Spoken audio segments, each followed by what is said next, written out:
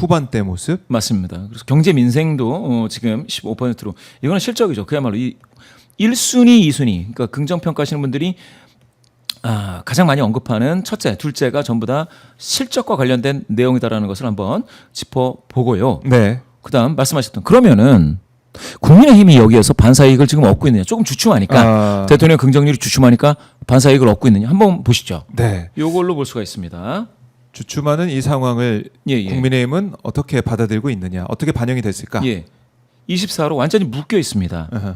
다만 지금 여당인 더불어민주당이 네. 최초로 40% 선을 뚫고 내려왔다고 말씀드렸지 않습니까? 그런데 국민의힘은 전혀 꿈쩍도 하지 않고 24%에 고착되어 있습니다. 그렇다면 국민의힘이 지금 자꾸 뭐 독재다라고 하는 네. 그런 메시지를 내지 않습니까? 그렇죠. 근데 그게 안 먹힌다는 거예요. 독재 프레임이 안 먹힌다. 프레임이 안 먹힌다. 만약에 그게 먹힌다 그러면 와 막 올라가고 뭐 이게 이럴 텐데. 30% 초중반으로 올라와야 돼요. 그렇게 그렇게 되면 야당이 아주 잘하는 경우에 한 30% 중반에 갈 수 있거든요. 그런데 지금 야당이 20% 초중반이라고 하는 것은 지금 이런 건 장동혁 호의 어떤 메시지 네. 이런 것에 변화가 없으면 이대로 그냥 계속 간다 이렇게 봐야 될 것 같습니다.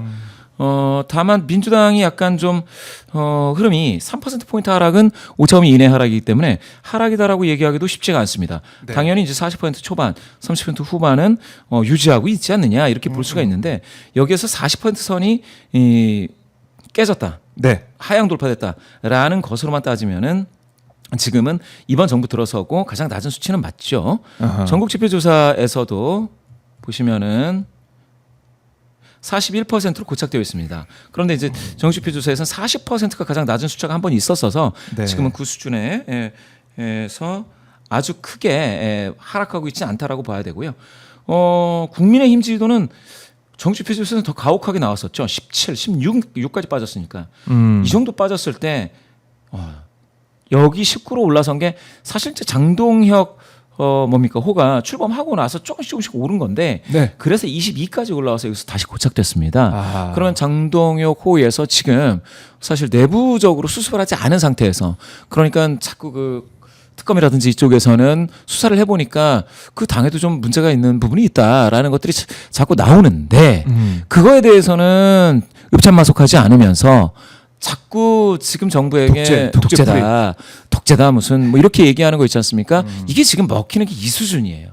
그러면 22하고 41이면 큰 차이죠. 그냥 대충 보면 더블 스코어인데 그렇지 그렇죠. 않습니까? 지금 한 19% 격차가 네. 나서 더블 스코어입니다. 아하. 예, 이렇게 보면 국민의힘 같은 경우에는 방금 두 번째 말씀 주셨던 예. 그러면 국민의힘은 반사이익을 얻고 있느냐?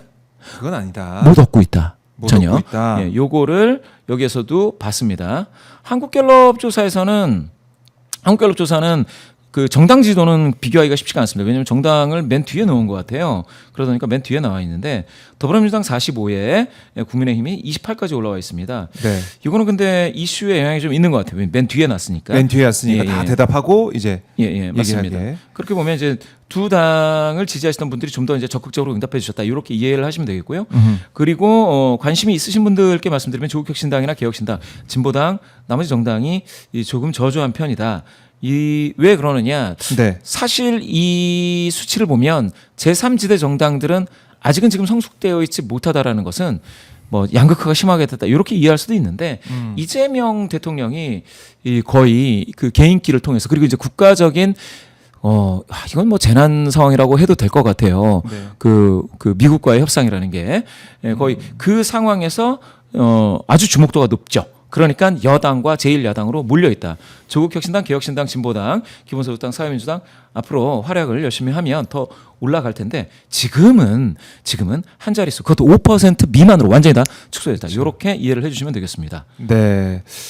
그러니까 국민의힘이 여러 가지 뭐 장애 투쟁을 통해서 아니면 뭐 여러 가지 상임위 활동을 통해 가지고 뭔가 반등을 노려보고 있는데 그게 안 되고 있고 어제는 뭐 떡매치고 송편 만들고 뭐 이러고도 있던데 그게 또 어떻게 추석 연휴 이후에 여론에 반영이 될지 좀 봐야겠지만은 이렇게 생각해 볼 수 있겠네요. 국민의힘은 이 내란과 절연하지 못한 이 태생적인 한계 지금 상황에서는 그게 작용을 하고 있고 민주당은 개혁을 강조하고 있는데 개혁의 동력이 아직 꺼진 건 아니다. 왜냐하면 지지율이 폭삭 주저앉거나 그게 아니라 유지가 되고 있고 높은 지지율을 계속 받고 있기 때문에 개혁에 대한 국민들의 열망은 남아 있다. 이렇게 저는 해석할 수 있을 것 같기도 예, 하고요. 예. 그게 조금 해석에 나름이 있는데 네. 예, 맞습니다. 개혁을 이제 추진을 하고 이 부분에 대해서는 상당히 좋은 평가를 받을 수가 있는데 네. 요거는 한번 짚어 보기는 해야 돼요. 예, 부정평가하는 분들 중에 대법원장 사퇴 압박 사법부 흔들기가 5%로 갑자기 등장을 했습니다. 네. 그러니까 개혁을 추진하는 데 있어서 요 앞에 이제 친중 정책 3% 높아져서 5가 된 거는 아마 이거는 무비자 입국 때문인 것 같고요. 그게 이제 영향이 있는 것 같고, 그다음에 대법원장 사퇴 압박 사법분들 이 대통령 평가인데, 그게 이제 부정평가에서 5%로 갑자기 등장하는데, 갑자기 등장할 때 5%로 등장하는 건 약하지 않습니다. 이 부분을 한번 짚어봐야 됩니다. 사법부 흔들기로 그러면 부정평가하는 이유가 갑자기 높아진 것은 아니냐, 네. 그 많아진 것은 아니냐, 요렇게 한번 보셔야 되는데, 그때 있어서 하나 더 보셔야 될 게, 그랬을 때 그러면 사법부와 관련된 대법원장과 관련된 요거에 대해서는 뚜렷하게 언급이 지금 안 되고 있죠. 긍정에서요. 긍정에서는 그걸로 긍정한다가 나오지 않고 이렇게 뭉뚱그려서 나옵니다. 네. 예, 그렇죠. 추진력이 있다. 예. 이렇게 변화와 혁신을 한다. 전 정부를 극복한다. 요 정도로 나오는데 단일 이슈로서 대법원장 사퇴 압박은 등장하지 않고 있기 때문에 요거는 한번 메시지를 한번 점검해 볼 필요는 있겠다라는 생각입니다. 다만 이제 그 부분과 관련해 가지고 굉장히 열심히 이야기했던 그 누굽니까? 민주당 대표 정청래 대표와 네. 관련해서는 43%로 여당 시절 야당 시절 통틀어서 가장 높은 긍정 평가를 얻고 있습니다. 이재명 대표가 야당 시절에서 41% 찍은 거는 역대 최고의 기록이었습니다. 이건 야당 시절. 그러니까 41 얻기 힘들죠. 굉장히 그렇죠. 얻기 힘든 기록을 세웠고요. 그런데 정청래 대표 여당 대표로서는 또 민주계열 정당에서 또 기록을 세웠습니다. 그러니까 되게 개혁에 대해서 상당히 기대도 하고 있으며 네. 잘하고 있다는 평가도 있는데 특정 이슈에 대해서는 뭔가 좀 잘 조율을 해보는 것도 필요하다. 참고서 말씀드린 국민의힘 대표 역할 수행 평가에서도 장동혁 30으로 현재 지지도인 24보다 높게 나온 건 맞습니다. 갤럽 지난주 조사니까요. 네. 그렇지만 한동훈 야당 시절에 52 찍은 거 있지 않습니까? 요거에 비하면 아주 낮아요. 요것도 한번 짚어봐야 될 내용이고요. 제가 그러면 사법부 개혁과 관련해 가지고는 네. 요거를 한번 재밌게 보셔야 될 게 여기 갤럽 조사 지난주 조사에서는 현 재판부 40일 전담 재판부 38이었습니다. 대등하죠. 그렇네요. 대등한 그러면 모습. 한 번 더 보실게요. 요거를 보실게요. 이거는 10월 1일 발표한 세계일보. 네. 세계일보 갤럽.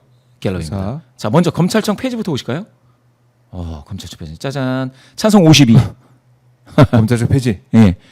요거는 절반을 넘었습니다. 네. 찬성이 52 나왔습니다. 이 조사에서 세계일보 한국갤럽 조사에서 뭐라고 말씀드렸습니까? 당 지도가 45죠. 그죠? 그렇죠. 그렇죠? 대통령 긍정률이 58입니다. 어. 근데 찬성이 지금 52죠. 예. 이렇게 따지면 당 지지보다는 높다라고 보셔서 당에서는 이 부분은 이게 괜찮구나라고 해석을 할 수 있을 것 같아요. 네. 그러면 또 보실까요? 이건 누구냐?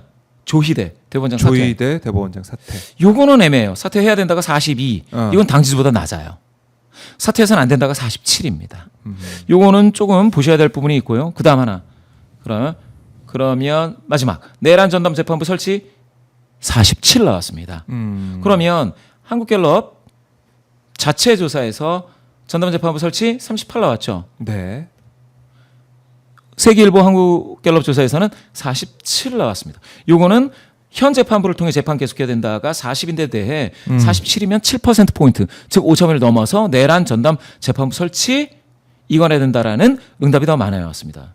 여기 굉장히 좀 짧게 물어본 거 한번 제가 읽어드릴게요. 네. 현재 12사안 비사안기업 및 내란 의혹 사건에 대한 재판이 진행 중입니다. 선생님께서는 다음 중 무엇에 더 어느 의견에 더 찬성을 하느냐, 더 좋아하느냐 이렇게 봤을 때는 40대 47로서 내란 전담 재판부와 관련해서는 한국갤럽 자체 조사 대등한 것과 조금 다른 흐름이 한번 보였다라는 것도 짚고 넘어가 보겠습니다.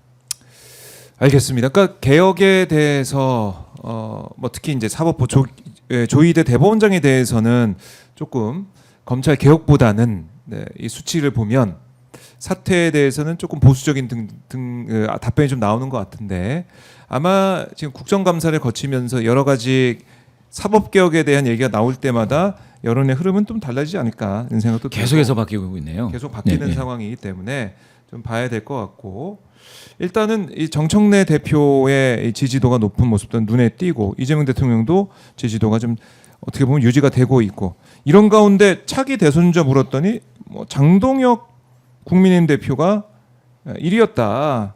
차기 대통령 적합도를 예, 예. 이게 에이스 리서치가 뉴시스 의뢰로 지난달 28일부터 29일 전국 성인 남녀 1,016명을 대상으로 조사를 한 그 내용인데 자, 장동혁 대표가 18.3%, 김민석 국무총리가 14.3%, 두 사람의 격차가 4% 포인트, 뭐 오차 범위 이내다라는 얘기를 이번 조사 결과를 통해서 볼 수가 있습니다.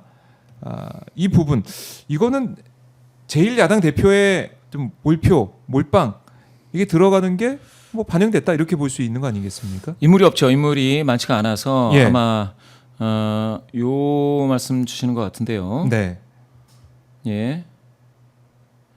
요거죠. 표를 맞죠? 보여드리고 있습니다. 예, 예. 에이스 리서치 예, 예. 뉴시스 의뢰로 그제 네. 발표한 내용이네요. 그제 요거는 그저께 발표했으니까 10월 네, 1일. 예, 1일 발표했습니다. 이거는 이제 9월 28, 29 조사를 했습니다. 네. ARS 조사, 에이스 리서치가 조사를 했고요. 네. 뉴시스가 의뢰를 했습니다. 예, 무선 ARS, RDD를 활용한 무선 ARS 조사입니다. 한번 보시겠습니다. 요렇게 나왔네요. 장동혁이 가장 높은 비율입니다. 장동혁 48.3, 그다음에 김민석 14.3, 조국 12.4. 세 명이 네. 탑 3에 들어갔네요. 아, 두 자릿수에 올라선 사람은 3명밖에 없습니다. 그리고 나머지 보시면은 한 자릿수에 정청래 대표가 8.9니까 네. 아마